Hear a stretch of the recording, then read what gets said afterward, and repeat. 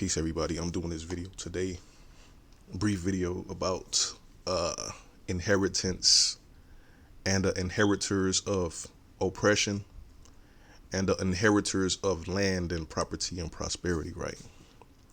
Now, when you look at something that a person is in possession of, that indicates time and longevity, and it also indicated time in which they weren't inheritors of that, in which they didn't possess that thing. So the so-called Black Americans obviously is the inheritors of scorn, oppression, poverty, racism, policies, and politics, right? But you would have to say, was this something that they always held, or when did this actually began to be possessed by the so-called black people? And they say the oppression began 1619, Jamestown, Virginia, I guess, or Newport, Virginia. Newport News is when so-called King James and them sent the first slaves from Africa.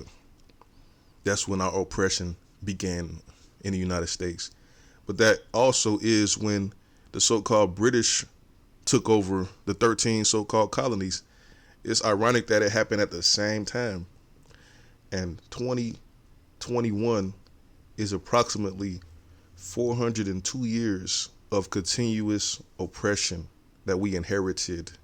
Now, the British lost possession of their colonies, so they lost possession of their property, land. That was transferred to the slaves, the peasants, the British peasants, the Anglo-Saxons.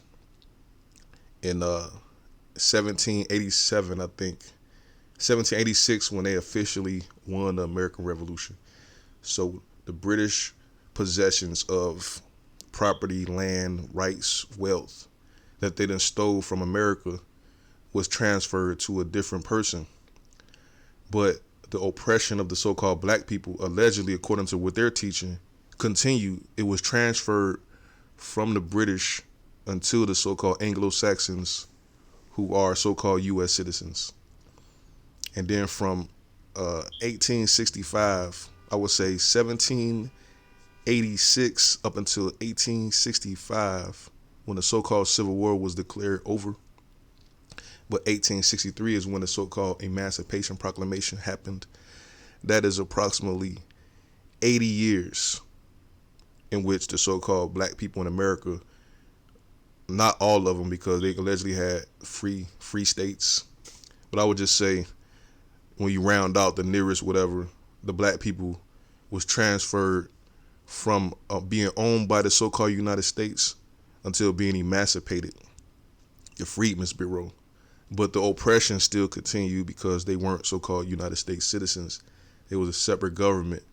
They had, I think 20 years of separation from the United States, in which they built colleges, they built cities, they built industries for themselves. And then the 14th Amendment happened, and then the so-called black people's government, the Freedmen's Bureau, was dismantled, and the so-called black people were possessed. The United States government claimed them as their own property because they said they were born here, therefore they are subject to the laws of the United States. 14th Amendment. So let's just say that happened in, let me look it up. When exactly did that happen? Well, forget it. It don't matter when it happened.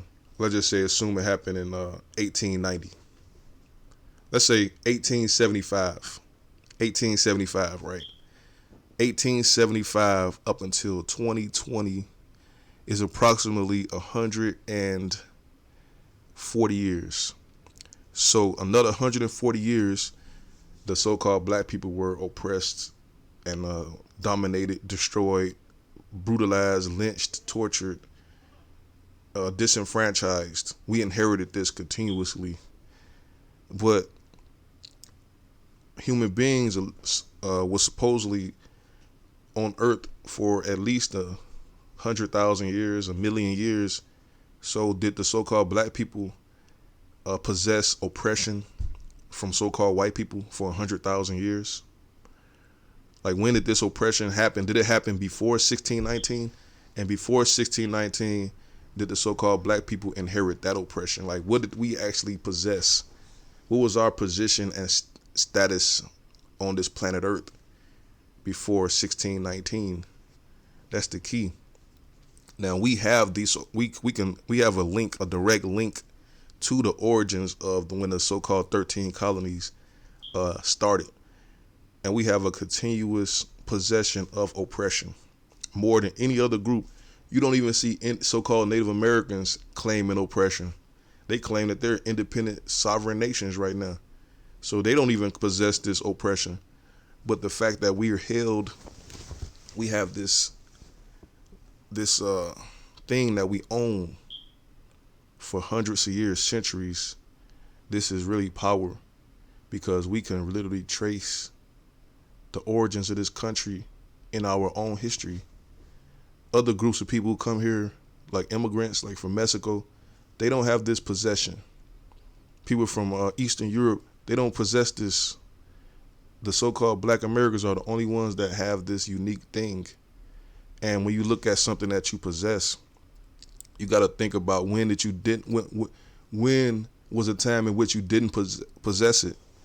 So there must have been a time in which the so-called black people didn't inherit or didn't have oppression and domination and racism.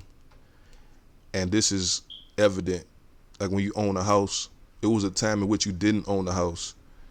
And when you didn't own a house, what did you own? Where did you live? The history has to be told. But the so-called black people don't really know the history of what they possessed before we possessed the oppression of America. But the fact that we still possess the oppression and we held the oppression for over 400 years, it shows that we also have something else that wasn't the oppression that is being held and withheld from the so-called black people. You know, the so-called white people who inherited the British territories always didn't have them territories. You know, it was a time we could trace when they didn't have that, and we could trace when they came here and where they came from and what they had in their homeland in Europe. All this evidence is based on just the fact that they possess the territory, the rights, the privileges once held by the British. And when Napoleon gave the United States Louisiana for nothing, they now possess territories that was once owned by the Algonquin people, who they allowed the French access and travel and certain privileges in Louisiana. We see that the French no longer possess Louisiana. The so-called American Indians no longer possess Indiana. It's now being possessed by the Anglo-Saxons, who acquired it from Napoleon and the policies of removing the so-called Indians from Louisiana.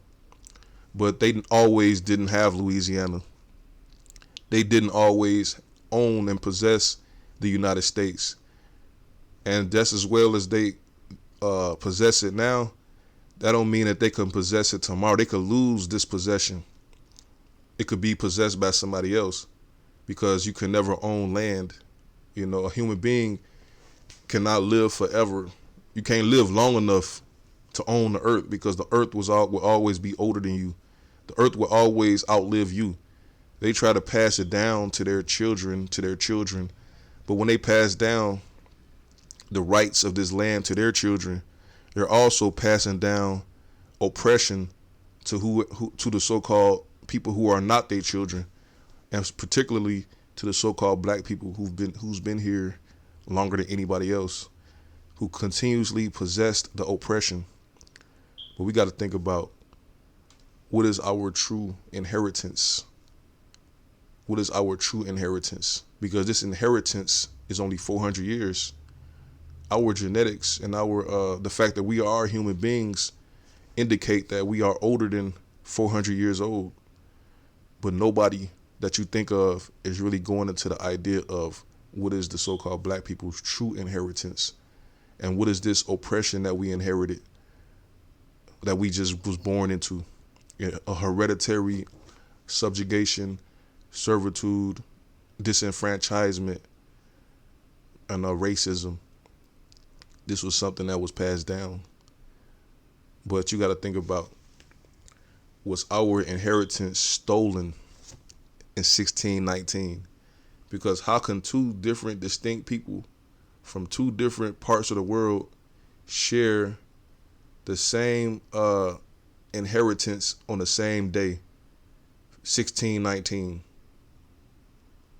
in Virginia?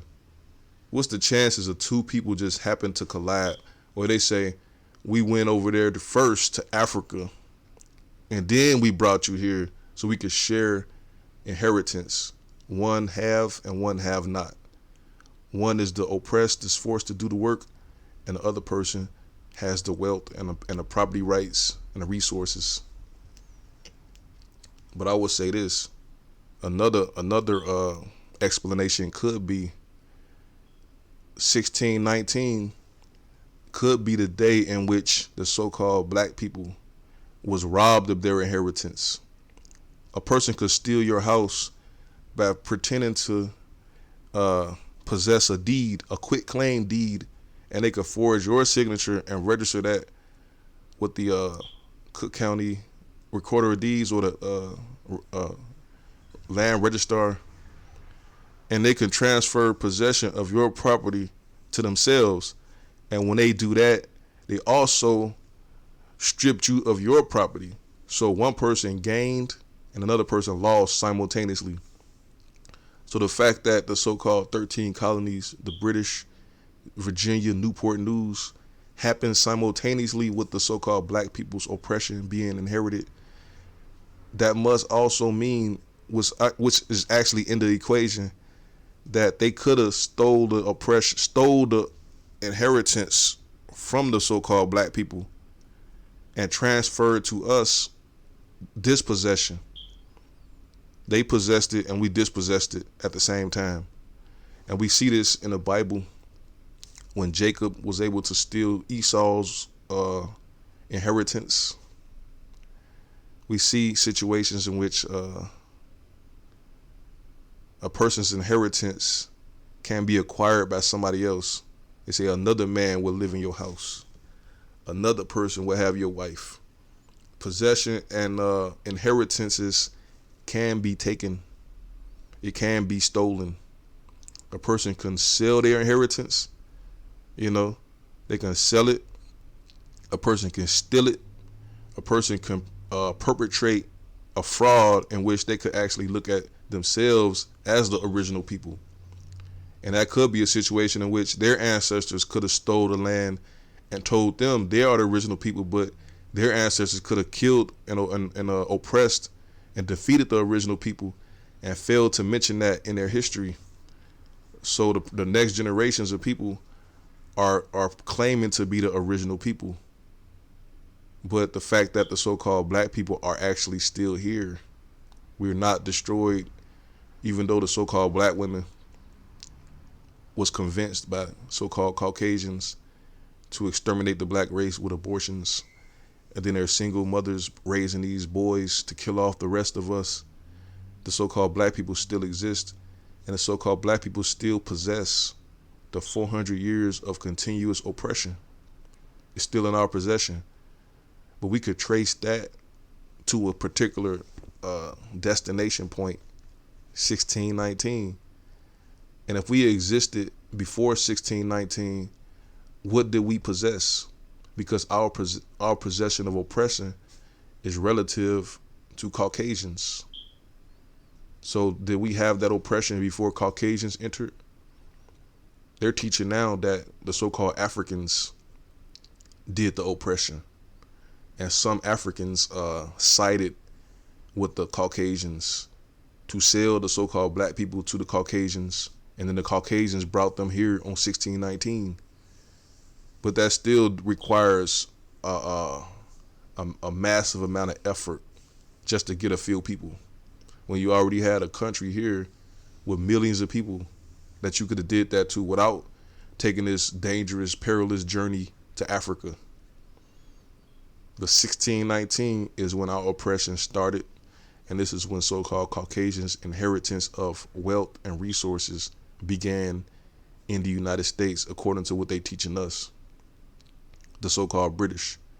Because before the so-called British was in the United States, the Dutch was here and the French was here, and they have a totally different history of the so-called black people and of the so-called American Indians than the British. And the British have a different history than the so-called Anglo-Saxon United States citizens, who are the Caucasians, who acquired their possessions from the British in 1786 after the American Revolution. But the one thing that's a constant is the so-called black people and their continuous possession of oppression.